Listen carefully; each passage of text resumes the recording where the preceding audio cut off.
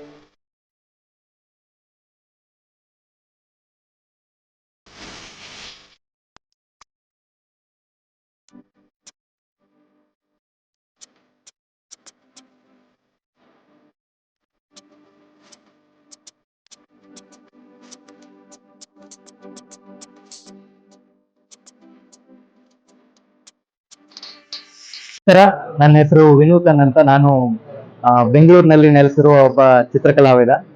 ಆ, 2007ರಲ್ಲಿ ನಾನು ಚಿತ್ರಕಲಾ ಪರಿಷತ್ನಲ್ಲಿಂದ ಪದವೀಧರನಾದೆ.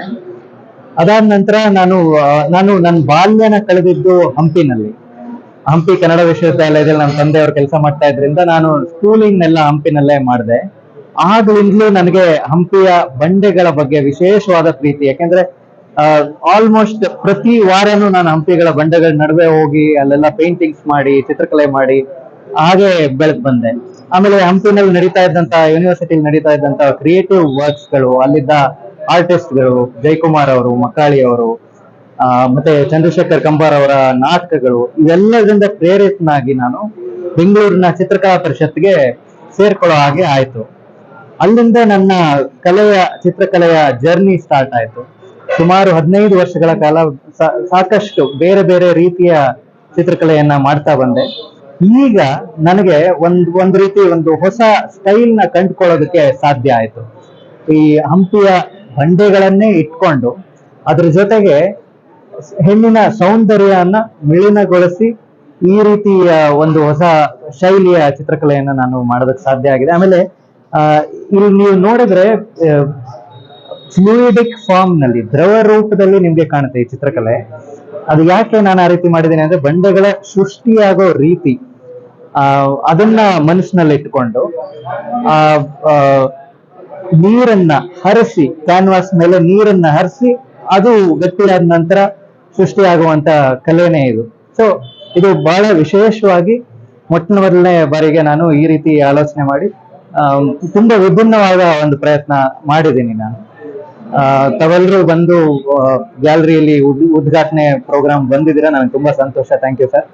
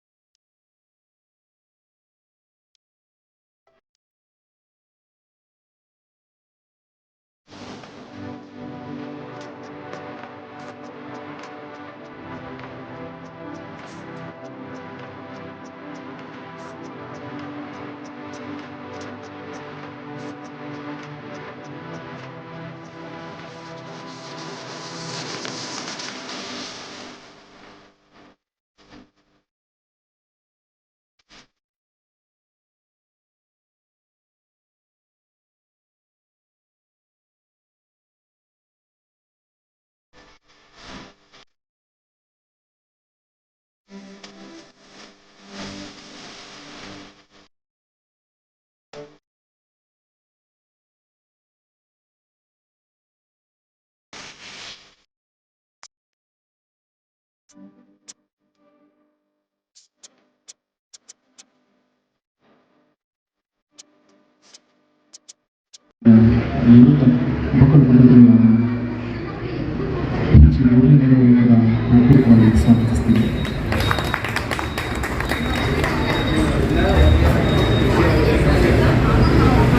ಹಾಗೆ ಗೆಳೆಯ ವಿನೂತನವರಿಗೂ ಕೂಡ ಸ್ವಾಗತಿಸ್ತೀನಿ.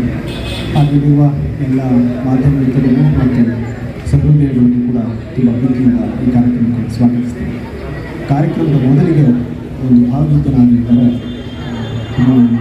ಶ್ರೀಯುತ ದೀಕ್ಷಿತ.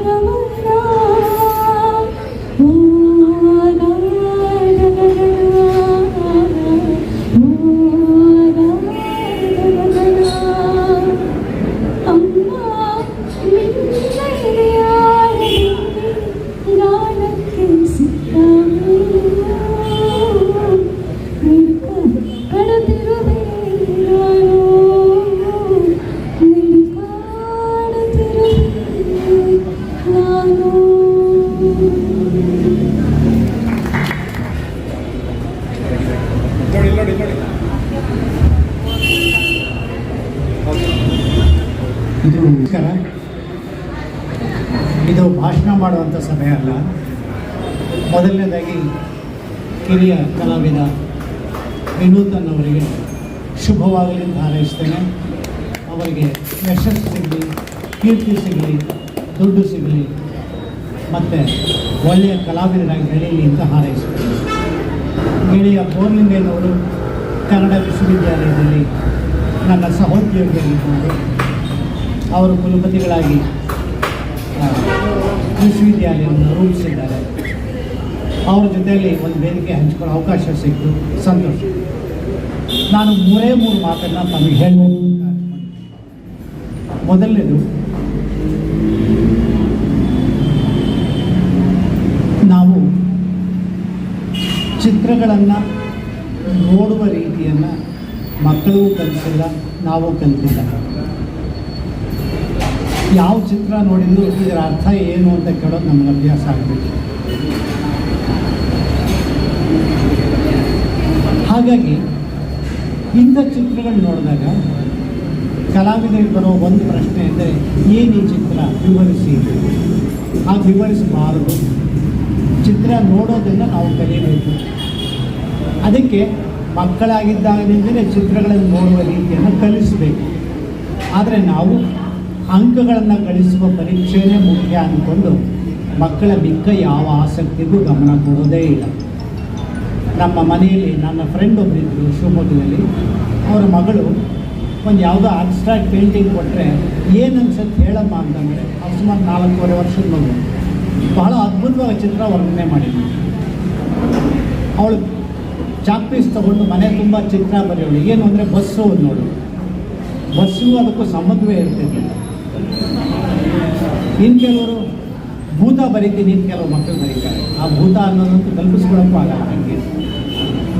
ಅವೆಲ್ಲ ಎಕ್ಸ್ಪ್ರೆಷನಿಸಮ್ ಮೇಲೆ, ಅಂದರೆ ಮಕ್ಕಳಿಗೆ ಭಾಷೆ ಬರೋದಕ್ಕೂ ಮುಂಚೆ ನೋಡಿ ಏನೋ ಅನಿಸಿದ್ದನ್ನು ಹೇಳಬೇಕು ಅಂತ ಇರುತ್ತಲ್ಲ, ಅದನ್ನು ಹೇಳ್ತಾರೆ. ಅದು ಎಕ್ಸ್ಪ್ರೆಷನಿಸಮ್ ಅಂತ ಕರೆಸ್ಕೊಳ್ಳೋದು. ಇದು ಒಂದು ಕಲಾ ಪದ್ಧತಿಯಾಗಿ ಬಂದಿದ್ದು ಮೊದಲನೇ ಮಹಾಯುದ್ಧದ ಸುಮಾರಿಗೆ ಜರ್ಮನಿಯಲ್ಲಿ ಹುಟ್ಕೊಳ್ತು. ಆಮೇಲೆ ಜಗತ್ತಿನ ಎಲ್ಲ ಭಾಗದಲ್ಲೂ ಬಂತು. ಇಂಡಿಯಾದಲ್ಲಿ ಅದು ಪ್ರಚಾರಕ್ಕೆ ಬರೋ ಹೊತ್ತಿಗೆ 20ನೇ ಶತಮಾನದ ಮಧ್ಯಭಾಗ ಕಳೆದಿದೆ. ಇಲ್ಲಿ ಮುಖ್ಯ ಏನಪ್ಪ ಅಂದರೆ, ನಾವು ಸಾಮಾನ್ಯವಾಗಿ ಚಿತ್ರ ಅಂದರೆ ನಮಗೆ ಗುರುತಿಡಿಯುವಂಥ ವಸ್ತು ಇರಬೇಕು ಅಂದ್ಕೊಳ್ತೀವಿ. ಇಲ್ಲಿ ಅದು ಇರೋದಿಲ್ಲ. ಲೋಕವನ್ನು ನೋಡಿದಾಗ ತನ್ನ ಮನಸ್ಸಿಗೆ ಏನು ಅನ್ನಿಸ್ತು ಅನ್ನುವುದನ್ನು ಕಲಾವಿದರು ಹೇಳಿರ್ತಾರೆ. ಆಗ ಅದರ ರೂಪ ಎಂಥದ್ದು, ಬಣ್ಣ ಎಂಥದ್ದು, ಬಣ್ಣ ಗಾಢವಾಗಿದೆಯೋ ತೆಳ್ಳಗಿದೆಯೋ ಇತ್ಯಾದಿ ದೂರಗಳ ಮೇಲೆ ಕಲಾವಿದ ಏನು ಹೇಳಬೇಕು ಅಂತ ಹೊರಟಿದ್ದಾರೆ ಅಂತ ನಾವು ಅರ್ಥ ಮಾಡ್ಬೋದು. ಅಂದರೆ ನನಗೆ ಈ ಪಾಠ ಮಾಡಿದವರು ಹೇಳಿದ ಎಕ್ಸಾಂಪಲ್ ಏನು ಅಂದರೆ, ಕೊಂಬು ಬಾಲ ಇರೋ ಈ ಹಸುವಿನ ಚಿತ್ರ ಕಷ್ಟಪಟ್ಟು ಯಾರು ಬೇಕಾದ್ರೂ ಬರೀಬೋದು. ಆದರೆ ಆ ಹಸುವನ್ನು ನೋಡಿದ್ರೆ ನನಗೆ ಏನು ಅನ್ನಿಸ್ತು ಅನ್ನೋ ಭಾವನೆಯನ್ನು ಬರೆಯೋದು ಬಹಳ ಕಷ್ಟ. ಒಂದು ಅದ್ಭುತವಾದ ಕಥೆ ಇದೆ. ಒಂದು ಮಗು ಹೆಬ್ಬಾವಿನ ಬಗ್ಗೆ ಓದ್ತಂತೆ. ಬೋವಾದ ಹೆಬ್ಬಾವು ಅದು ಆನೆಯನ್ನು ನುಂಗ್ಬಿಡ್ತು ಅಂತ ಓದಿಲ್ಲ. ಆನೆಯನ್ನು ನುಗ್ಗಿದ ಹೆಬ್ಬಾವು ಅಂತ ಚಿತ್ರ ಬರೀತಂತೆ ಮಗು. ಅಮ್ಮನಿಗೆ ತೊಗೊಂಡೋಗಿ ತೋರಿಸ್ತಂತೆ. ಅಮ್ಮ ಈ ಚಿತ್ರ ಹೆಂಗೆ ಕಾಣುತ್ತೆ, ಏನಾಗುತ್ತಾ, ನಿಂಗೆ ಭಯ ಆಗಲಿಲ್ವಾ ಅಂತಂತ ಮಗು. ಇಲ್ಲ ಅಂತಂತೆ. ಅಪ್ಪನಿಗೆ ತೋರಿಸ್ತಂತೆ. ಭಯ ಆಯಿತಾ? ಇಲ್ಲ ಅಂತ. ಇನ್ಯಾರಿಗೂ ತೋರಿಸ್ತು. ಇಲ್ಲ. ಯಾಕೆ ಭಯ ಆಗಲಿಲ್ಲ? ಹ್ಯಾಟಿನ ಚಿತ್ರ ನೋಡಿ ಯಾರು ಹೆದರ್ಕತ್ತಾರೆ. ಆ ಮಗು ಹೆಂಗೆ ಬರ್ತಿತ್ತು, ಹೆಬ್ಬಾವು ಸಣ್ಣ ಗೆರೆ ಇದೆ, ಮಧ್ಯ ಆನೆ ಥರ ಶೇಪ್ ಇದೆ, ಮತ್ತು ಗೆರೆ ಮುಂದೆ ಬರ್ತದೆ, ಹ್ಯಾಟಿನ ಥರ ಕಾಣುತ್ತೆ. ಅದರ ಕಲ್ಪನೆಯಲ್ಲಿ ಹೆಬ್ಬಾವಿನ ಹೊಟ್ಟೆ ಒಳಗೆ ಆನೆ ನಿಂತ್ಕೊಂಡೇ ಇದೆ. ಅದು ಹಂಗೆ ಬರೆದಿತ್ತು. ಇವಾಗ ಏನಾಯಿತು, ಈ ಚಿತ್ರಗಳು ನೋಡ್ತಾ ಇವರು ಹಂಪಿಯ ಬಂಡೆಗಳು ಅಂತ ಕರೆದಿದ್ದಾರೆ. ಹಂಪಿಯ ಬಂಡೆ ನೆಪ ಮಾತ್ರ, ಬಂಡೆಯ ಚಿತ್ರನೇ ಒಂದು ಉದ್ದೇಶ ಅಲ್ಲ. ಆ ಬಂಡೆಗಳು ತನ್ನ ಮನಸ್ಸಲ್ಲಿ ಏನು ಹುಟ್ಟಿಸ್ತು ಅನ್ನೋದನ್ನು ಹೇಳೋದು ಮುಖ್ಯ ಉದ್ದೇಶ. ಆದರೆ ಆ ಬಂಡೆಗಳ ಚಿತ್ರನೂ ಅಲ್ಲ ಇದು. ಆ ಬಂಡೆಗಳ ಚಿತ್ರ ಮೂಡುವ ಹಾಗೆ ಕ್ಯಾನ್ವಾಸ್ ಮೇಲೆ ಬಣ್ಣಗಳನ್ನು ಹರಡಿ ಒಣಗಿಸಿ ಏನೇನೋ ಮಾಡಿದ್ದಾರೆ. ಸೊ ಬಂಡೆಗಳನ್ನು ಸೃಷ್ಟಿ ಮಾಡಿದ್ದಾರೆ. ಆ ಬಂಡೆ ಸೃಷ್ಟಿ ಮಾಡೋಕ್ಕೆ ಕಾರಣ ಆಗಿದ್ದು ಹಂಪಿ. ಆದರೆ ಬಂಡೆ ಚಿತ್ರ ಉದ್ದೇಶ ಅಲ್ಲ. ಆ ಬಂಡೆಗಳು ನೋಡ್ತಾ ಹೆಣ್ಣು ಅವರ ಮನಸ್ಸಿನಲ್ಲಿ ಯಾವ ಭಾವನೆ ಮೂಡಿಸ್ತೋ ಅದನ್ನು ಹೇಳ್ತಾರೆ. ಇಲ್ಲಿನ 12 ಚಿತ್ರಗಳು ನೋಡಿದರೆ ನಿಮಗೆ ಹೆಣ್ಣಿನ ಬೇರೆ ಬೇರೆ ಮನೋಭಾವಗಳು ಗೊತ್ತಾಗುತ್ತೆ. ಶರಣಾಗತವಾಗಿರುವ ಹೆಣ್ಣು, ನಾಚಿಕೆ ಪಡ್ತಾ ಇರೋ ಹೆಣ್ಣು, ಬೇಸರದಲ್ಲಿರುವ ಹೆಣ್ಣು, ತಿರಸ್ಕಾರಕ್ಕೆ ಗುರಿಯಾದ ಹೆಣ್ಣು, ಸ್ನಾನ ಮಾಡ್ತಿರುವ ಹೆಣ್ಣು. ಮತ್ತು ವಿನೂತನ ನಿಮ್ಮ ಎಲ್ಲ ಚಿತ್ರದಲ್ಲೂ ಸುಮಾರು 10 ಚಿತ್ರಗಳಲ್ಲಿ ಹೆಣ್ಣನ್ನು ಹಿಂಬದಿಯಿಂದ ನೋಡಿದಿರಲ್ಲ. ಯಾಕೆ ಅಂತ ಬಹಳ ಅಂದರೆ ಅದು ತಪ್ಪು ಸರಿ ಅಂತ ಹೇಳ್ತಿಲ್ಲ ನಾನು. ಈ ಚಿತ್ರಗಳನ್ನು ನೋಡುವಾಗ ಎಕ್ಸ್ಪ್ರೆಷನಿಸ್ಟ್ ಅಂತಂದರೆ ಒಂದು ವಸ್ತು ಕಲಾವಿದನ ಮನಸ್ಸಿನಲ್ಲಿ ಮೂಡಿದ ಭಾವನೆಯನ್ನು ಹೇಗೆ ಅಭಿವ್ಯಕ್ತಗೊಳಿಸಿದ್ದಾರೆ. ಸೊ ಇವರು ಮನೆ ಅಂದರೆ ಮನೆಯೇ ಬರೆಯಲ್ಲ, ಮನೆ ಯಾವ ಭಾವನೆ ಕೊಡುತ್ತೆ ಅಂತ ಬರೀತಾರೆ. ಹೆಣ್ಣಿನ ಚಿತ್ರನೇ ಬರೆಯಲ್ಲ, ಬಂಡೆಗಳಲ್ಲಿ ಕಂಡು ಹೆಣ್ಣಿನ ಚಿತ್ರ. ಅಂದರೆ ಇಂಡಿಯಾದಲ್ಲಿ ಈಗಿನ ಕಾಲದಲ್ಲಿ ಸುಮಾರು ಒಂದು 10-12 ಜನ ಈ ಅಬ್ಸ್ಟ್ರಾಕ್ಷನ್ ಪೇಂಟಿಸ್ಟ್ ಇದ್ದಾರೆ, ಎಕ್ಸ್ಪ್ರೆಷನಿಸ್ಟ್ ಇದ್ದಾರೆ. ಅವ್ರ ಹೆಸರುಗಳು ಗೊತ್ತು, ಈಗ ಅವೆಲ್ಲ ಕಥೆಗಳು ಬೇಡ. ಬಟ್ ಈಗ ನಮ್ಮ ಅಬ್ಸ್ಟ್ರಾಕ್ಟ್ ಪೇಂಟಿಂಗ್ಗಳು ಯಾರೂ ಕೂಡ ಫಾರಮನ್ನು ಸಂಪೂರ್ಣ ಬಿಟ್ಟಿಲ್ಲ. ಹೆಣ್ಣಿನ ಆಕಾರ ಕಾಣುತ್ತೆ, ಆಕಾರ ಕೂಡ ಕಾಣದಂಗೆ ಬರೀ ಅಬ್ಸ್ಟ್ರಾಕ್ಟ್ ಪೇಂಟಿಂಗ್ಗಳಿದ್ದಾರೆ. ಅಂದರೆ ನಮ್ಮ ದುರಂತದ ಬಗ್ಗೆ ಹೇಳಿ ನಾನು ಮಾತು ಮುಗಿಸ್ತಾ ಇದ್ದೀನಿ. ನಾವು ಮಾತಿನಲ್ಲಿ ಅರ್ಥ ಇರುವ ಹಾಗೆ ಹೇಳಿದರೆ ಮಾತ್ರ ಮುಖ್ಯ ಅಂದ್ಕೊಳ್ತೀವಿ. ಮನಸ್ಸಿನ ಭಾವನೆಯನ್ನು ಹೇಳೋದಕ್ಕೆ ಅರ್ಥದ ಹಂಗೆ ಇಲ್ಲದೆ ಸಂಗೀತ ಇದೆ. ಶಾಸ್ತ್ರೀಯ ಸಂಗೀತನಂತೂ ಪದಗಳು ಇರೋದಿಲ್ಲ, ಬರೀ ಆಲಾಪನೆ ಇರುತ್ತೆ, ಅದರ ಮುಖಾಂತರ ಭಾವನೆ ಕೊಡ್ತದೆ. ಚಿತ್ರಗಳು ಅಷ್ಟೇ. ರಿಯಲಿಸ್ಟಿಕ್ ಪೇಂಟಿಂಗ್ ಬಿಟ್ಟು ಮಿಕ್ಕಿದ್ದೆಲ್ಲವೂ ಕೂಡ ಮನಸ್ಸಿನ ಭಾವನೆಯನ್ನು ಬೇರೆ ಬೇರೆ ಆಕಾರದಲ್ಲಿ, ಗಾತ್ರದಲ್ಲಿ, ಬಣ್ಣದಲ್ಲಿ, ಸಂಯೋಜನೆಯಲ್ಲಿ ತೋರಿಸ್ತಾ ಇದ್ದಾರೆ. ನಮಗೆ ಮನುಷ್ಯರ ಬಗ್ಗೆ ಆಸಕ್ತಿ ಇದ್ದರೆ ಇದ್ರ ಬಗ್ಗೆನೂ ಆಸಕ್ತಿ ಬರುತ್ತೆ. ಇಂಥ ಎಕ್ಸಿಬಿಷನ್ ಮಾಡೋದ್ರ ಜೊತೆಗೆ ಎರಡು ಸಜೆಷನ್ ಒಂದು, ಇವರ ಕಲೆ ಬಗ್ಗೆ ಒಂದು ಸಣ್ಣ ನೋಟ್ ಕೊಟ್ಟಿದ್ದಾರೆ, ಇಂಗ್ಲೀಷಲ್ಲಿದೆ, ಕನ್ನಡದಲ್ಲೂ ಕೊಡಿ. ಆಮೇಲೆ ಈ ಚಿತ್ರ ಬರೆಯೋದ್ರ ಜೊತೆಗೆ ಹೈಸ್ಕೂಲ್ ಮಟ್ಟದಿಂದ ವಿದ್ಯಾರ್ಥಿಗಳಿಗೆ ಚಿತ್ರವನ್ನು ನೋಡುವ ಬಗೆಯನ್ನು ಟ್ರೈನಿಂಗ್ ಮಾಡಿದರೆ ಒಳ್ಳೆಯದು. ಬಟ್ ನಾವು ಎಂಥ ದುರದೃಷ್ಟವಂತರು ಅಂದರೆ ಮಕ್ಕಳಲ್ಲಿರುವ ಕುತೂಹಲವನ್ನು ಸಾಯಿಸೋದಕ್ಕೆ ಏನು ಬೇಕೋ ಅದೆಲ್ಲ ಮಾಡ್ತೀವಿ. ಇವ್ರು ಹೇಳಿದ ಕಲಾವಿದ ಜಯಕುಮಾರ್ ಅವರು, ಗುಡ್ಡ, ಇನ್ನೊಬ್ಬರು MS ಮೂರ್ತಿ, ಇವರೆಲ್ಲ ಮಕ್ಕಳಿಗೆ ವರ್ಕ್ಶಾಪ್ ಹೆಂಗೆ ಮಾಡೋರು ಅಂದರೆ ಏನಿಲ್ಲ, ಒಂದು ರಾಶಿ ಮಣ್ಣು ಹಾಕ್ಬಿಟ್ಟು ನಿಮ್ಗೆ ಏನು ಬೇಕೋ ಅದು ಮಾಡಿ. ನಾವು ಹಂಗಲ್ಲ, ಬದನೆಕಾಯಿ ಹಿಂಗೆ ಬರೀಬೇಕು ಅಂತ ಹೇಳ್ಕೊಡ್ತೀವಿ, ಮನೆ ಹಿಂಗೆ ಬರೀಬೇಕು, ಮನುಷ್ಯ ಹಿಂಗೆ ಬರೀಬೇಕು. ಮಕ್ಕಳ ಸ್ವಂತವ ಕಲ್ಪನೆ ಏನಿದ್ರು ಅದನ್ನು ಮುಗಿಸೋಕ್ಕೆ ಏನು ಬೇಕೋ ಅದೆಲ್ಲ ಮಾಡ್ತೀವಿ. ಎಜುಕೇಷನ್ನು ಅಷ್ಟೇ, ಮನೆಯೂ ಅಷ್ಟೇ. ಹಾಗಾಗಿ ಕಲೆಯನ್ನು ನೋಡುವ, ಮೆಚ್ಚುವ ಕೆಲಸವನ್ನು ಕೂಡ ಮಾಡೋದು ಹೇಗೆ ಅಂತ ಕಲಾವಿದರು ಹೇಳ್ಕೊಡ್ಬೇಕಾಗ್ತದೆ. ಇರಲಿ, ಅದೆಲ್ಲ ಬೇಡ. ಈಗ ಮೊದಲ ಪ್ರದರ್ಶನವನ್ನು ಮೈಸೂರಲ್ಲಿ ಮಾಡಿದ್ದಾರೆ. ಚಿತ್ರವನ್ನು ಹೆಚ್ಚು ಜನ ನೋಡಲಿ. ಆದರೆ ನೋಡಿದವ್ರಿಗೆಲ್ಲ ಮಾತಾಡೋಕ್ಕೆ ಬರಬೇಕು ಅಂತಿಲ್ಲ, ನೋಡಿದವ್ರ ಮನಸ್ಸನ್ನು ಉಳಿಸ್ಕೊತಾರೆ. ಆಮೇಲೆ ಚಿತ್ರಕ್ಕೆ ಒಂದು ಬೆಲೆನೂ ಹಾಕಿದ್ದಾರೆ ನೋಡಿ, ಆ ಬೆಲೆ ಹೆಚ್ಚೇನಲ್ಲ. ಈಗ ಕಲಾವಿದರ ಒಂದು ದುರಂತ ಅಥವಾ ಅವಕಾಶ ಏನು ಅಂದರೆ ರಿಯಲ್ ಎಸ್ಟೇಟ್ ಜೊತೆಗೆ ಸಂಬಂಧ ಇಟ್ಕೊಳ್ದೆ ಕಲೆಯಿಂದ ದುಡ್ಡು ಮಾಡೋಕ್ಕಾಗದೇ ಇಲ್ಲ. ದೊಡ್ಡ ದೊಡ್ಡ ಕಟ್ಟಡ ಕಟ್ಟೋರು ಡಿಸೈನ್ಗೆ ಅಂತ ಒಂದಷ್ಟು ಪೇಂಟಿಂಗ್ ಕೊಂಡ್ಕೊತಾರೆ. ಆ ಮನೆ ಕಟ್ಸೋರು ಪೇಂಟಿಂಗ್ ಏನೂ ಗೊತ್ತಾಗಿರಲ್ಲ, ಆಫೀಸ್ನವ್ರಿಗೂ ಗೊತ್ತಾಗಿರಲ್ಲ, ಆರ್ಕಿಟೆಕ್ಟ್ ಹೇಳೋದು ತಂದು ಹಾಕತಾರೆ.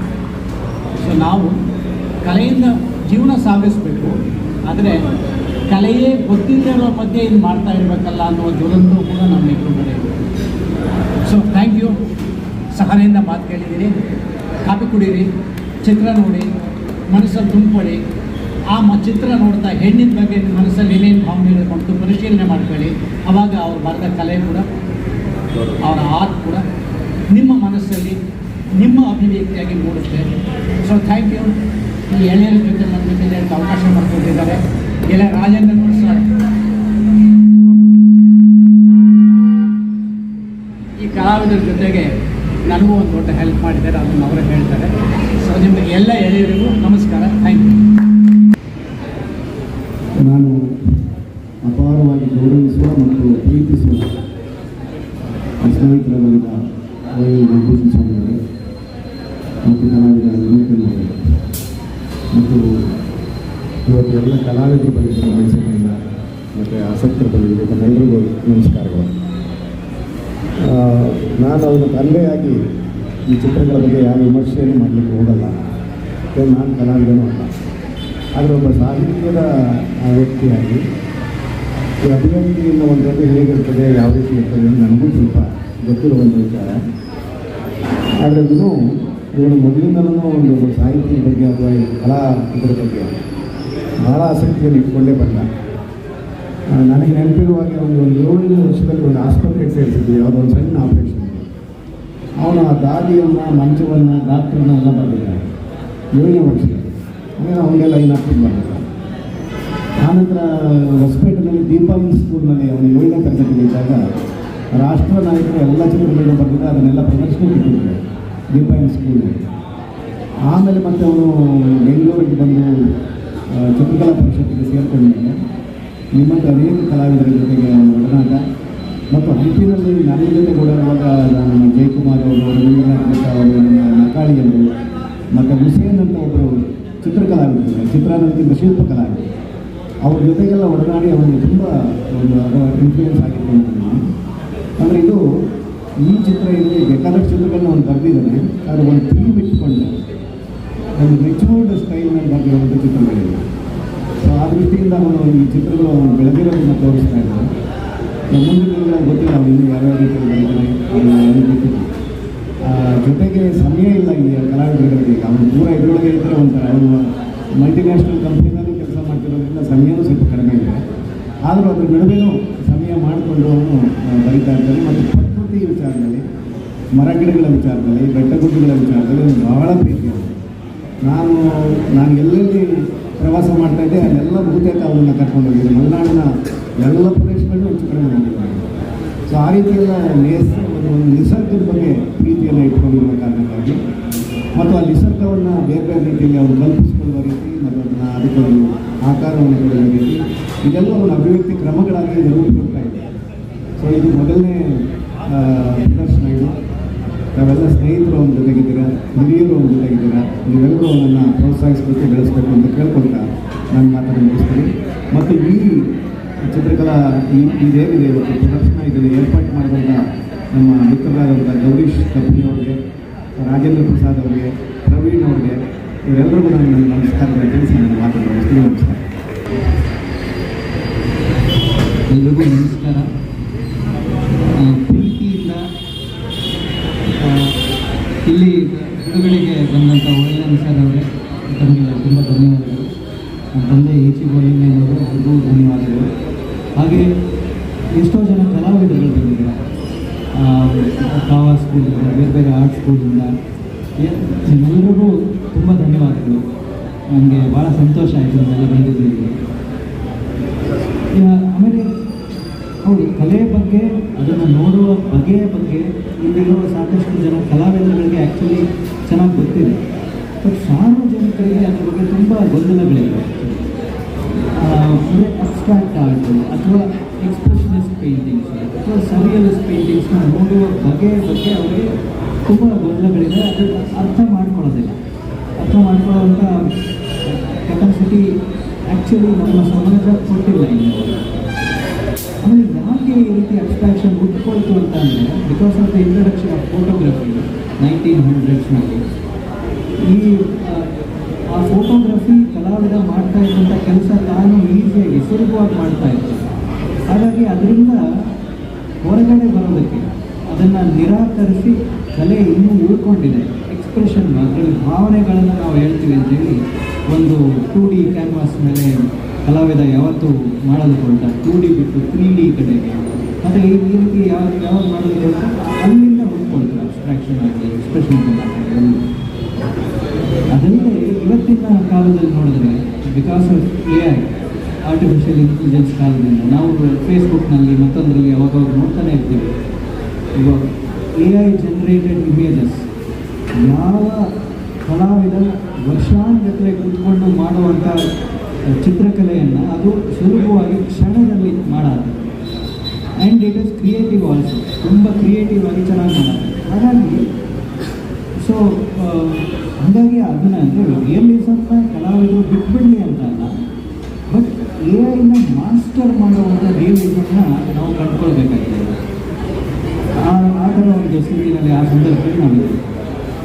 AI ಯಾರು ಮಾಸ್ಟರ್ ಮಾಡ್ತಾರೆ ಅವರು ಗೆಲ್ತಾರೆ ಮುಂದಿನ ದಿನಗಳಲ್ಲಿ. That is the future.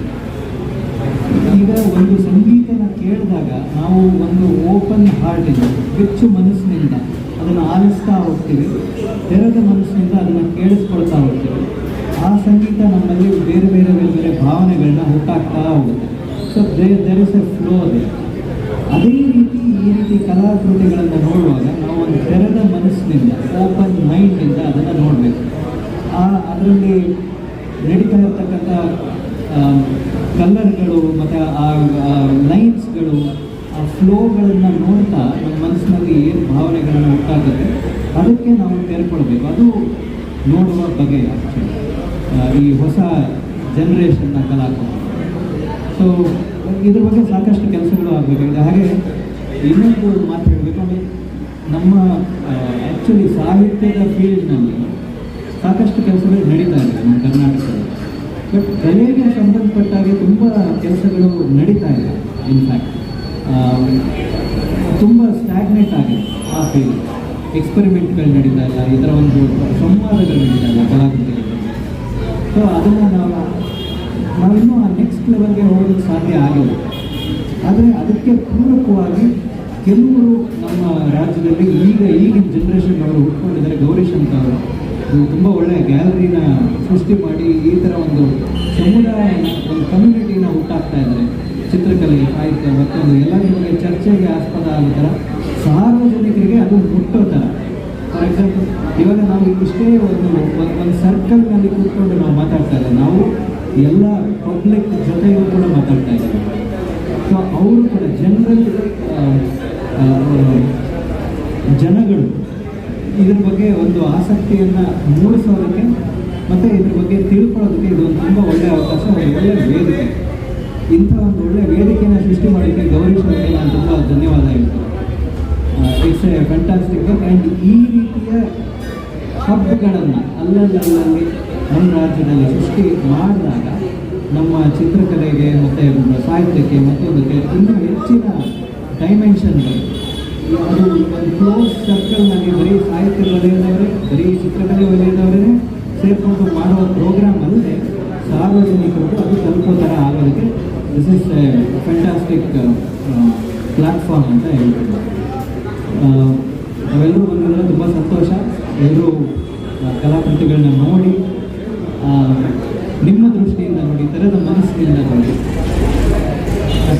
Thank you so much.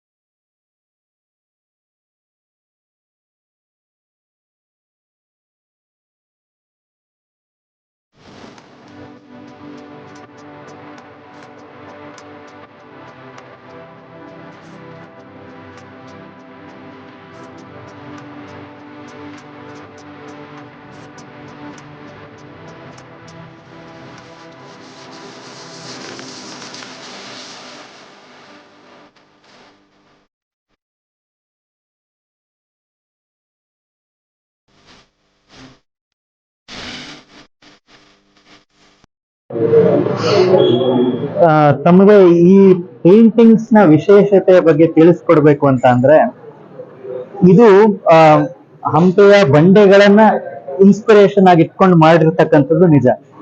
ಅದ್ರ ಜೊತೆಗೆ ಕೆಲವು ಶೇಪ್ಸ್ ಅಂಡ್ ಫಾರ್ಮ್ಸ್ ಗಳನ್ನ ನೀವು ನೋಡ್ಬೋದು. ಇದರಲ್ಲಿ ಇದರ ಶೀರ್ಷಿಕೆನ ನಾನು ಆಕ್ಚುಲಿ ನೀಲಿಂಗ್ ಡ್ರೀಮ್ಸ್ ಅಂತ ಹೇಳಿ ಕೊಟ್ಟಿದ್ದೀನಿ. ಸೊ ನೀಲಿಂಗ್ ಅಂತ ಅಂದ್ರೆ ನೀವು ನೋಡ್ತೀರಾ ಅಂದ್ರೆ ಮಗು ಒಂದು ಹೊಟ್ಟೆ ದಬಾಕೊಂಡು ಕೌಚ್ಕೊಂಡು ಮಲ್ಕೊಳತ್ತಲ್ಲ, ಆ ರೀತಿಯ ಒಂದು ಫಾರ್ಮ್ ಇದೆ. ಸೊ ನೀಲಿಂಗ್ ಡ್ರೀಮ್ಸ್ ಅಂತ ಹೇಳಿ ಇದಕ್ಕೆ ಒಂದು ಶೀರ್ಷಿಕೆನ ಕೊಟ್ಟಿದ್ದೀನಿ. ಹಾಗೆ ಇದನ್ನ ಮಾಡಿರೋ ಟೆಕ್ನಿಕ್ ಹೇಗೆ ಅಂತ ಅಂದ್ರೆ, ಎಲ್ಲ ದ್ರವ ರೂಪದಲ್ಲಿ ಕಲರ್ಸ್ ಗಳನ್ನ ಹರಿಬಿಟ್ಟಿರುವಂತದ್ದು. ಸೊ ಹರಿಬಿಟ್ಟು ಆಗಿರ್ತಕ್ಕಂಥ ಕ್ರಿಯೇಟ್ ಆಗಿರ್ತಕ್ಕಂಥ ಶೇಪ್ಸ್ ಅಂಡ್ ಟೆಕ್ಸ್ಚರ್ಸ್ ಗಳನ್ನ ಇದರಲ್ಲಿ ನೀವು ನೋಡ್ಬಹುದು. ಇದು ಒಂಥರ ಇದನ್ನ ನಾವು ಪರ್ಟಿಕ್ಯುಲರ್ಲಿ ಇಂಥದೇ ಅರ್ಥ ಕೊಡುತ್ತೆ ಅಂತ ಹೇಳಿ ಹುಡ್ಕೋದಕ್ಕಿಂತ, ಪ್ರತಿಯೊಬ್ಬ ಇಂಡಿವಿಜುವಲ್ ಇದನ್ನ ನೋಡಿದಾಗ ತನ್ನ ಮನಸ್ಥಿತಿಯ ಮೇರೆಗೆ ಅವನಿಗೆ ಹೊಸ ಒಂದು ಅರ್ಥ ಕಂಡುಕೊಳ್ಳುತ್ತೆ. ಆ ರೀತಿಯ ಪೇಂಟಿಂಗ್ಸ್ ಸರ್ರಿಯಲಿಸ್ಟಿಕ್ ಅಂತ ಹೇಳ್ತೀವಿ. ಸೊ ಏನಂದ್ರೆ ಇದು ಬಂಡೆಯ ರೂಪದಲ್ಲೂ ಕಾಣೋದಿಲ್ಲ, ಒಂದು ಹೆಣ್ಣಿನ ಆಕಾರದಲ್ಲೂ ಕಾಣೋದಿಲ್ಲ, ಬಟ್ ಅದರಿಂದ ಒಂದು ಮೂರನೇ ಆಯಾಮ ಸೃಷ್ಟಿಯಾಗಿ ಒಂದು ಸರ್ರಿಯಲಿಸಂ, ಅತಿ ವಾಸ್ತವವಾದ ಅಂತ ಹೇಳ್ತೀವಿ, ಅದು ಸೃಷ್ಟಿಯಾಗುತ್ತೆ. ಸೊ ನೋಡೋರ ದೃಷ್ಟಿಕೋನದಲ್ಲಿ ಇದರ ಆಯಾಮಗಳು, ಇದರ ಅರ್ಥಗಳು, ಪರ್ಸ್ಪೆಕ್ಟಿವ್ ಬದಲಾಗ್ತಾ ಹೋಗುತ್ತೆ. ಹಾಗೆ ಇದನ್ನ ನೋಡಿದ್ರೆ ಇದು ಫ್ರೇಮ್ ಲವ್ ಅಂತ ಹೇಳಿ. ಸೊ ನಾವು ನೋಡ್ಬೋದು ಹೀಗೆ ಅಂದ್ರೆ ಇಂಡಿವಿಜುವಲ್ ಫ್ರಾಗ್ಮೆಂಟ್ಸ್ ಆಫ್ ರಾಕ್ಸ್ ಇಲ್ಲಿದೆ. ಆದ್ರೆ ಇಲ್ಲಿ ನೋಡ್ಬೋದು ಇದು ಒಂದು ದೇಹದ ಆಕೃತಿ. ಇಲ್ಲಿ ತಲೆ ಇದೆ, ಇಲ್ಲಿ ದೇಹ ಇದೆ. ಸೊ ಆಮೇಲೆ ಕೆಂಪು ಕಲರ್ ಇದೆ. ಈ ಬಣ್ಣ ನಿಮ್ಮಲ್ಲಿ ವಿಶೇಷವಾದ ಬೇರೆ ರೀತಿಯ ಒಂದು ಭಾವನೆಗಳನ್ನ ಹುಟ್ಟಾಕುತ್ತೆ. So frame love, it is actually conveying love. ಆ ಲವ್ ಒಂದು ಸಬ್ಜೆಕ್ಟ್ ಇಟ್ಕೊಂಡು ಈ ರೀತಿ ಸೃಷ್ಟಿಯಾಗಿರ್ತಕ್ಕಂಥ ಒಂದು ಪೇಂಟಿಂಗ್. ಇದನ್ನ ನೋಡೋದಾದ್ರೆ ಇದು ಬ್ಯಾಟಿಂಗ್ ಕಂಟಿನ್ಯೂಯೇಷನ್ ಅಂತ ಅಂದ್ಬಿಟ್ಟು, ಇಲ್ಲಿ ನಾನು ಬ್ಲೂ ಟೋನ್ಸ್, ಟರ್ಕಾಯ್ಸ್ ಟೋನ್ ನ ಜಾಸ್ತಿ ಬಳಸಿದ್ದೀನಿ. ಜೊತೆಗೆ ಆ ನೀರಿನ ಪಕ್ಕದಲ್ಲಿ ಸೃಷ್ಟಿಯಾಗಿರ್ತಕ್ಕಂಥ ಬಂಡೆಗಳು ಇದು ಸದಾ ನೀರಿನಲ್ಲಿ ತೊಳೆದುಕೊಳ್ತಾ ಇರ್ತವೆ ತನ್ನ ಮೈಯನ್ನ ಅದು. ಹಾಗಾಗಿ ಬೇರೆ ರೀತಿಯ ಟೆಕ್ಸ್ಚರ್ಸ್ ನ ನೀವು ನೋಡ್ಬೋದು, ಪಾಚಿ ಕಟ್ಟಿರೋ ರೀತಿ textures, bluish stones. So batting continuation ಅಂತ ನಾವು ಹೇಳ್ಬೋದು. ಅಂದ್ರೆ ಸದಾ ಸ್ನಾನ ಮಾಡ್ತಾ ಇರ್ತಕ್ಕಂಥ ಬಂಡೆಗಳು. ಹಾಗೇನೆ ಇದರ ಆಕಾಶ ನೋಡಿದಾಗ ಸಾಕಷ್ಟು ಕಲರ್ಸ್ಗಳು ವಿವಿಧ ಡೈರೆಕ್ಷನ್ಸ್ ನಲ್ಲಿ ಹರ್ಕೊಂಡು ಹೋಗಿದೆ. This will enhance your thought process. ಆ ರೀತಿ ಒಂದು ಹೊಸ ಭಾವನೆಯನ್ನ ಅದು ಹುಟ್ಟಾಕತ್ತೆ. ಹಾಗೇನೆ ಇದನ್ನ ನೋಡ್ಬೇಕು ಅಂತಂದ್ರೆ god under construction dark back ground ನಲ್ಲಿದೆ. ಆ ಡಾರ್ಕ್ ಬ್ಯಾಕ್ ಗ್ರೌಂಡ್ ನಲ್ಲಿ ವೆರಿ ರಿಚ್ ಕಲರ್ಸ್ ಇಲ್ಲಿ ಸೃಷ್ಟಿಯಾಗಿದೆ, ಗೋಲ್ಡನ್ ಕಲರ್ಸ್ ಆಕ್ಚುಲಿ ಸೃಷ್ಟಿಯಾಗಿದೆ. ಸೊ ಒಂದು ಗಾಡ್ಲಿ ಲೈಟ್ ಈ ಬಂಡೆ ಮೇಲೆ ಬಿದ್ದಿದೆ. So that's why I have called it god under construction ಅಂತ.